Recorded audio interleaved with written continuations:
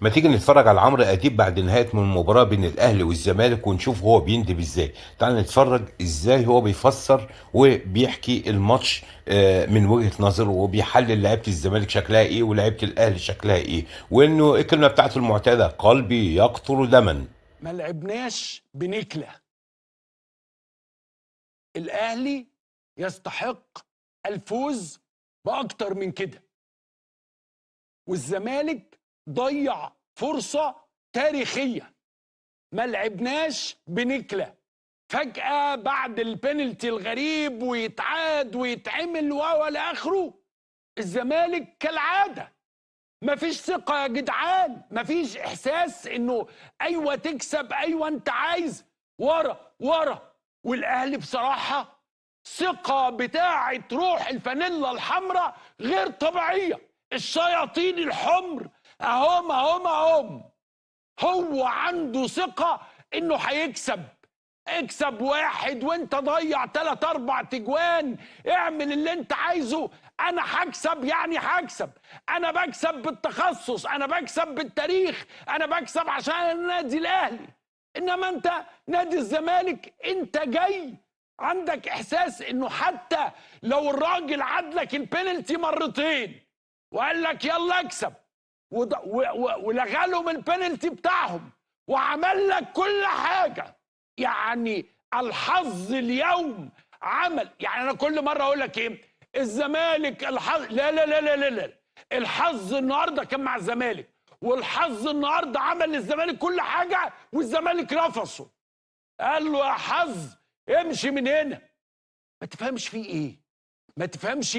فجأة كل دورك في الحياة ان انت تطفش الكورة كده وتلعبها بعيد. هو ده الاهلي التعبان؟ هو ده الاهلي اللي مهدد بالهبوط؟ هو ده الاهلي اللي لعيبته تعبانه؟ هو ده الاهلي؟ النتيجه يعني الفرقتين الماتش كان مش قد كده، لكن في اي لحظه كان الاهلي هيجيب 3 وكان هيجيب 4. احنا ليه كده يا جماعه؟ ايه الفكره؟ انا عايز اعرف ايه فكره الهزيمه اللي موجوده في دماغنا. ايه فكره ان انت تبقى كسبان اهو؟ انا بقول لك اكسب، انا بقول لك اتقدم، انا بقول لك سيطر.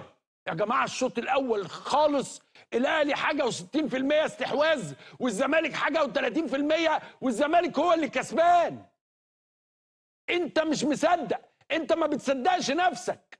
انت عندك لعيبه عظيمه، لعيبه موهوبه، والاهلي نص لعيبته متعوره. ده الاهلي منزل لعيبه كان بقالها شهور وسنين ما بتلعبش. الاهلي مش يعني مش هو يعني ناقصه مين؟ لو امال بقى لو امام عاشور موجود وزيزو موجود، ده في لعيبه مشيت وجت، في لعيبه ماشيه. يعني اللعيب اللي نزل ده وغير نتيجه المباراه ده ماشي، ده راجل ماشي. المدرب اللي موجود ده مؤقت، مدرب النادي الاهلي مؤقت. يعني الراجل الغلبان ده يا عيني حظه دايما كده، النحاس ده دايما كده يكسب الزمالك ويمشوه. يعني هو مؤقت، واللعيب اللي عمل الاجوان مؤقت، واللعيبه اللي موجوده اغلبها متعور، وفي 2 كمان اللي هم نص النادي الاهلي، نصه. وفي الاخر برضه ما تكسبش. طب اعمل لك ايه تاني؟ اجيب لك منين تاني؟ اشوف لك ايه تاني؟ اجيب لك حظ منين تاني؟ ده انا جاي لابس لك النهارده الجرافطه بتاعت النادي اللي بتفائل بيها، اللي كسبنا بيها افريقيا، اللي عملنا بيها كل حاجه. طب اجيب لك ايه تاني؟ الجمهور واقف مش مصدق. طب احنا ليه عملنا في نفسنا كده؟ طب هي ايه الحكايه؟ هي ايه الموضوع؟ طب امتى هنكسب الاهلي؟ على فكره كده كل سنه وانت طيب يا جناب الكوماندا المهم، انا من بدري اهو بقول لك الدوري خلص. يعني حتى لو ما خدوش الاهلي مش هياخدوا الزمالك، الدوري خلص. انا قلت لك اول امبارح درجت. النهارده الاهلي درجت بقى. النهارده الاهلي هيقعد يجري كده لغايه كل سنه نفس المأساة، كل سنه نفس المصيبه، كل سنه نفس التنقيط، كل سنه نفس الحكايه. افهم ايه الحكايه؟ لعيبه وجايبين فلوس وصارفين جمهور ووفي ورايح ورا اللعيبه، انما فجاه كل اللعب ايه؟ الكره تيجي شوطها قدام، ناصر نزل مفيش فايده، مش عارف مين بيلعب مفيش فايده، مفيش فايده. كل الكوره بتوصل، انت بتعدي نص الملعب تسلمها للاهلي وترجع تاني. يا جماعه كان باين والله احنا قاعدين مستنيين هيتغلب امتى، وكان عندي يقين واضح ان في بينالتي. ما هو الراجل يا جماعه الحكم اللي حسب بينالتي وعادوا مرتين، وبعدين كان حاسب بينالتي للاهلي ولغاه. اي حد هيقع في الاريا هياخد بينالتي. ومين احسن واحد بيعرف يقع في مصر؟ مين استاذ الوقوع؟ مين ملك القفز؟ كابتن حسين الشحات والناس، واخوك شريف عمل الكوره يمين في شمال في بتاع، خلاص وراح البانل صفر، خلاص انتهينا. ايه ده؟ ما هذا؟ على فكره انا لا ابخس الاهلي حقه، انا لا ابخس الاهلي حقه. اللعيبه دي بتلعب حقا وصدقا، بيحبوا النادي، دول لعيبه النادي الاهلي. انما انت اللعيبه بتاعتك يعني واحد الراجل الاهلي النهارده كان مأجر لعيب كل دوره انه يدوس على الولد البرازيلي، بس كل ما الشاب البرازيلي ده يمسك الكرة يخش يدوس عليه بالعربيه، يعني ماسك عربيه نقل بمقطوره يدوس بس كده. يعني كابتن عماد قال له كل ما الولد ده طلع معاك كرة دوس عليه بالمقطوره، معاك كرة دوس عليه بالمقطوره. الاهلي عمل كل حاجه، وتشعر بكل لحظه ان الاهلي كان هيغير النتيجه. يعني ما كانش عندنا شك، ما كانش عندنا اي داوت، ما كانش عندنا اي تراجع. يا راجل ده انت في اول الماتش مضيع جونين ثلاثه عادي، اللي هو العادي انت والجون، والاهلي في اخر الماتش مضيع برضه جونين ثلاثه هو والجون عادي جدا. الكور بتيجي وانت والجون وتروح موديها بره بالونه. ده الاهلي بقول لك بيلعب ونص الفرقه فلوس ونص الفرقه موهبه ونص الفرقه تكتيك مش موجود. ده امام عاشور ده لوحده لو كان بيلعب النهارده كان يبقى فيه نكد في الحياه. كابتنك زيزو مع حبنا او عدم حبنا لو كان بيلعب النهارده كان هيبقى برضه فيه نكد رسمي. اليوم اعلن لكم ضياع الدوري من الزمالك، وتعالى حاسبني اخر السيزون. ناس تقول لك ايه ماتش، لا لا لا لا لا، هي الكسره بتاعت كل سنه. هو يكسرك الكسره دي تبقى متقدم وتبقى عامل وتبقى شايف وتبقى اهو. ادي الشاب ده لو حد من عيلته كان راح ما كانش هيبقى بيعيط كده، لانه راى وخلاص بقى. انت الطموح بقى في السماء، الكره الاولانيه والثانيه والثالثه قلت لا لا لا لا لا, لا, لا ونطتين في الهواء والسيرك ومحاسن الحلو وكل الحلو، وفجاه ينقلب الامر، وفجاه اللعيبه في رجليها رمل، وفجاه اللي يغير النتيجه مدرب احتياطي، لعيب ماشي، لعيبه هيتغيروا كلهم في يناير. طب ايه الحكايه؟ انت ازاي متدهور كده؟ انت ازاي مش قادر كده؟ بجد المره دي كان عندي امل، المره دي كنت شايفك كبير، كنت شايفك عظيم، كنت شايفك موهوب، كنت شايفك متقدم، لكن للاسف طلعت خايب ومتاخر وغير قادر. النادي الاهلي بيلعب زي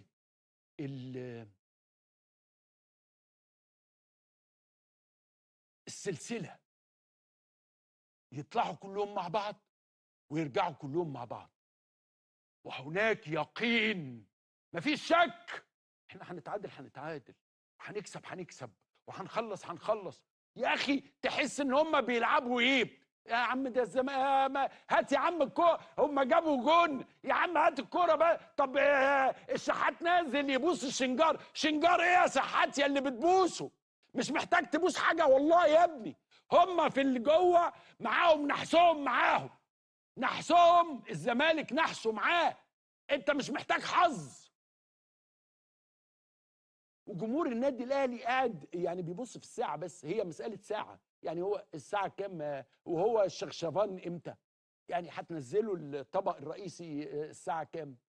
فخلاص هو مستني الشخشبان، الشخشبان ينزل ناكل وننبسط وبتاع وليلي ونرقص ونطيب يا رب، وتحمر القاهره ويحمر العالم العربي، لانه في شيء ما، في شيء ما انا ما اعرفش ايه هو، في قاعده ما، في ناموس ما، في رول ما، ان الاهلي ياخد الدوري.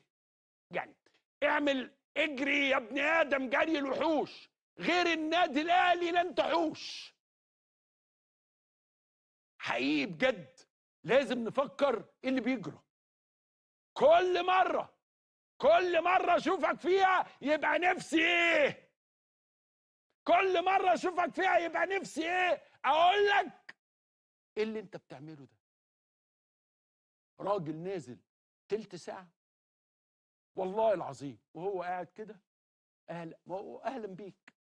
ده الراجل اللي قاعد يقولوا لنا ايه ومش عارف رايح ليبيا، لا ده بيمضوا معاه مش عارف فين، اصله مستواه الاهلي بيمشيه، اصله مش هو ده. بس الراجل ده بيعشق تراب النادي الاهلي. يعني اللي يعرف حسين الشحات ويشوف قتاله مع النادي، الراجل ده بيعشق تراب النادي الاهلي. إن الاهلي يا جماعه كانوا بياكلوا النجيله النهارده، الاهلي يا جماعه كان عايز، كان عنده اراده، وانت طموحلس، ما عندكش طموحلس. طموحك كان ايه؟ البينالتي ضاع، خد يا عم البينالتي تاني. هو في كده، في كده يا ربي؟ في حد يديك الكوره تاني وتكسب والغي لك البينالتي واعمل لك ده كله؟ تقول لي لا ميرسي كابتن مش عايز.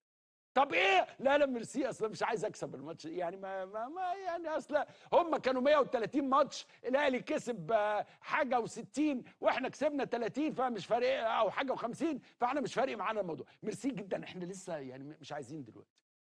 ازف لكم نبأ فوز النادي الاهلي بالدوري دلوقتي بدري كده يا عمرو. نعم. طب الزمالك هيعمل ايه؟ من وقت الجونه كان لازم تسأل الزمالك هيعمل ايه. في مشكله، في مشكله، في حاجه لازم تعرفها ولازم تشوفها. وايه الجمهور ده اللي عنده هذا الصبر؟ هو يعلم والله ده السر اللي كان عارفه النهارده ال 50 مليون او 60 مليون بتوع الاهلي. اقعد بس اقعد دلوقتي انا في اهلاويه بعتوا لي ما حالا حالا. طب وليه اشمعنى جايب ده منين؟ لا لا لا، هو اللي هيحصل كده. انا بقول للنادي الاهلي الف مبروك، وبقول للزمالك لو هتقول لي يعني اقف جنبي، ما بقفش جنب متخاذلين، ما بقفش جنب متراجعين، ما بقفش ورا فرقه ما عندهاش ثقه في نفسها، ما عندهاش احساس. ده انا قلت لك ان الماضي ما كانش بتاعك، بس انت الحاضر بتاعك كان جميل، وقدامك مستقبل تعمل فيه حاجه. انما في النهايه تحدث الاشياء اللي هي زي ما عم عادل امام كان دايما بيقول متعوده دايما. يا اخي اكسر مره التوقع، يعني ان انت متعود خلاص، انت على طول بقيت متعود ومؤهل. يعني كان الاستثناء ايه النهارده؟ كان الاستثناء ايه النهارده؟ ان الزمالك يكسب وان الاهلي يخسر. فحدث اليوم المعتاد، اليوجوال. اديني واحد يوجوال اللي هو طعميه بالبيض والبقسماط، اللي هو المعتاد اللي انا باكله كل يوم. فالنهارده احنا واكلين طعميه بالبيض والبقسماط، بدل ما كنا هنعمل شويه فواجرا، شويه بفتيك، شويه مش عارف ايه. خلاص انتهى الامر. حقيقي بجد ناس كتير يعني لما تشوف الكرة اللي في اول الماتش الراجل هو والجون، يعني يا جماعة في شيء غير طبيعي في الحكاية، يا جماعة في شيء غير مفهوم، يا جماعة أنا عندي 60 سنة دلوقتي، منهم 55 بشوف الزمالك بيتغلب. 55 سنة بنظرية التطور ونظرية الاحتمالات، إنه في ال55 تشوف الزمالك مثلا يكسب 10 سنين والأهلي يعني يخسر 10 سنين والأهلي يكسب 40، إنما ال55 55 سنة في الحياة. طيب لسه حد قبل ما ادخل دلوقتي يعني قال لي يعني دمه خفيف قوي بيطبطب عليا، فبيقول لي ما تغير. اغير ايه بعد ما وصلت ال60؟ اغير؟ انا بحب نادي الزمالك، واحنا بنشجع نادي الزمالك علشان بتاع، بس على فكرة بقى ان الاوان يا اولاد انه لا، انا مش هشجع نادي الزمالك غير عشان يجيب بطولات، انا مش هشجع نادي الزمالك غير عشان يكسب. فكرة اصل احنا بنشجعه عشان احنا بنحبه، والفن، انا ما شفتش فن النهارده. الهندسة انا شفت جبر، في جبر، كان في جبر، ما كانش في هندسة، جبر واجبار، ما كانش في هندسة خالص النهارده. فانا من هنا ورايح انا ضيعت ال50 سنة اللي فاتت مع الزمالك، انا هركز ال50 سنة الجاية بقى انه انا عايز الزمالك يكسب، يا يكسب يا انا مش عايز، يا ياخد بطولات يا انا مش عايز. فكره ان احنا اصلنا بنشجعه اصله كابتن علي خليل، اصله كابتن فاروق جعفر، اصله كابتن حسن شحاته، اصله كابتن شيكابالا، اصل الاساطير ده الزمالك كذا، مفيش كلام من ده. ونصيحه لكل عائله، لو لقيت عيل عندك او عيله صغيرين عنده من صغره كده ميول زملكاويه، ارحمه، ارحمه عشان يقعد يتعذب زي وزي الشاب ده. ارحمه، موت فيه الفكره، قول له لا يا ابني، الاهلي هو نادي مصر، هو ده النادي بتاع مصر، وهو ده المعتاد، ده اليوجوال، ده الطبيعي، ده الحاجه العاديه، هو ده الحاجه الساعه. حاجه ساعه يعني الاهلي، حاجه بارده يعني الزمالك. اتوجه بالتهنئه للنادي الاهلي، الكلام اللي انا بقوله ده لا يقلل ابدا من احترامي للنادي الاهلي، من تقديري للفريق اللي خد الصدمات في الاول، في الشوط الاول وقف على رجله، احترامي لمدرب النادي الاهلي. طبعا هم احرار يخلوه يمشوه، جايبين الراجل بتاع ميت لاند ولا بتاع اللانشون ولا بتاع البسطرمه، هم احرار، عايزين يدفعوا دولارات يدفعوا هم، يعني دي مساله لا علاقه بكابتن محمود الخطيب واداره النادي الاهلي. انما احترامي للمدرب اللي كسب النهارده، اللي داخل في ظروف صعبه، داخل في ترتيب متاخر في الدوري، داخل وهم مغيرين المدرب، وادي الناس، ادي الناس اللي قاعده في مصر كلها، ولن تجد اهلاويا مندهشا او منفهشا او مستغربا او يعني غير متاكدا او شاككا، كلهم كانوا عارفين النتيجه، بس كانوا مخلينا الاول في الاخر كده لفه هدايا. فانا بس حبيت في الاول كده اقول لحضراتكم انه شيء محزن. هتقول لي الرياضه، طب ما هي الرياضه فيها كده ان انا اشجع واتضايق، فانا اتضايقت عشان كنت بشجع، وكان عندي امل كبير النهارده اكتر من اي وقت، لكن امل ماتت، يعني امل ماتت بقى وخدوا عزاها خلاص وكل حاجه. قلبي يقطر دما، انا وعدتكم امبارح بس حقكم، قلبي يقطر دما، قلبي يقطر دما، وشيء في قلبي يحترق. انا متضايق، يعني انا زعلان. هتقول لي تطرف، لا. هتقول لي انت متعصب، اقول لك لا. هقول لك متضايق يا اخي. يعني ارجو انه اي حد اهلاوي، وانا عارفهم في 10 اللي هم دايما بيبعتوا لي بعد الماتش، ال10 دول لو سمحت طبطب عليا، طبطب عليا، لانه انا مش مصدق وانا مش شايف وانا مش حق انه قلبي يقطر دما. الف مبروك للنادي الاهلي وهارد لك لنادي الزمالك. ومش عايز اقول تلك هي الحياه. ليه مش عايز؟ قول لي، اسالني يا عمرو ليه مش عايز اقول ان دي الحياه. ليه مش عايز؟ اسالني. ممكن حد في الكنترول يسالني ليه مش عايز تقول كده؟ ممكن. سالتني، اوكي. لانه الحياه مكسب وهزيمه، مش هزيمه وهزيمه. يعني الحياه يوم لك ويوم عليك. الحياه مش عليك وعليك، مش كل حاجه عليك، في يبقى لك وعليك. فانا النهارده عليك وعليك. يا جدعان ده تريزيجيه ما لعبش كوره من اول الدوري، لم يلعب كرة من اول الدوري. انت كسبان النهارده الاهلي بتريزيجيه وبحسين الشحات اللي منزلينه في اخر ربع ساعه.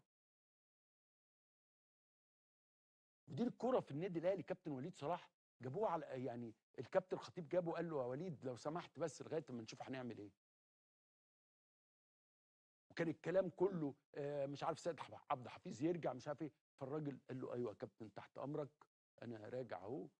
الراجل واقف على يعني اللعيبه ديت شافت بينالتي بيتعاد مرتين، اللعيبه ديت شافت بينالتي تاني ما اتحسبش، ومع ذلك نزلوا الشوط الثاني ترك ترك ترك. على فكره النهارده كان ممكن يبقى فيه يعني سكور تقيل، كان ممكن يبقى 3، كان ممكن يبقى 4.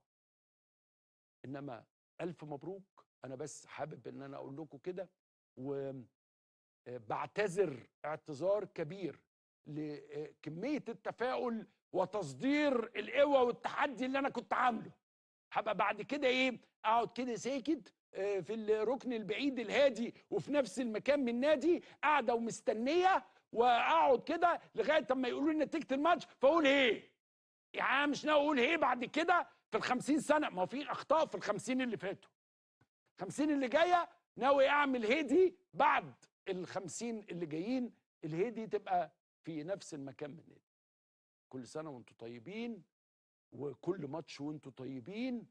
ولم اجد شيئا مختلفا عن اللي انا عشت فيه حياتي كلها، مش اي شيء مختلف، ولم اجد سبب.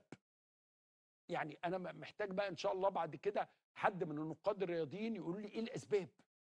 يعني فرقه عاليه، لعيبه جامده، كلهم جداد، كلهم اقوياء، برازيلي على مش عارف ايه من جنوب افريقيا ولا مش عارف من افريقيا فين، وحسام على فكره احسن واحد حسام عبد المجيد. وانا رايي ان حسام ده يعني خساره بصراحه. حسام ده احسن لعيب النهارده، حاجه.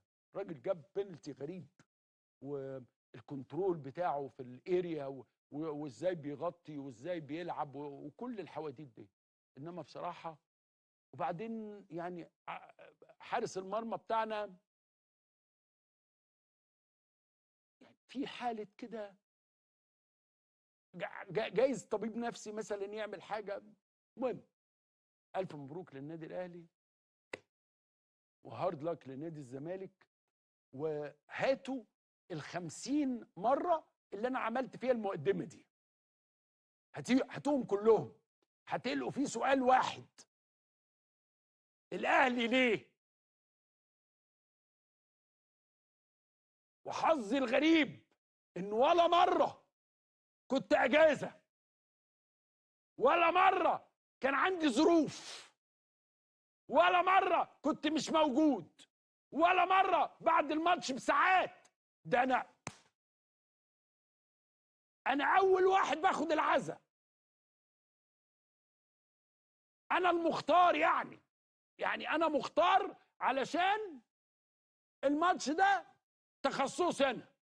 جايز بعد عمر يعني العيال هم يجوا يقعدوا مكاني عشان ابوهم وصاهم ابقى يا ابني اتنكد بعد ما اموت.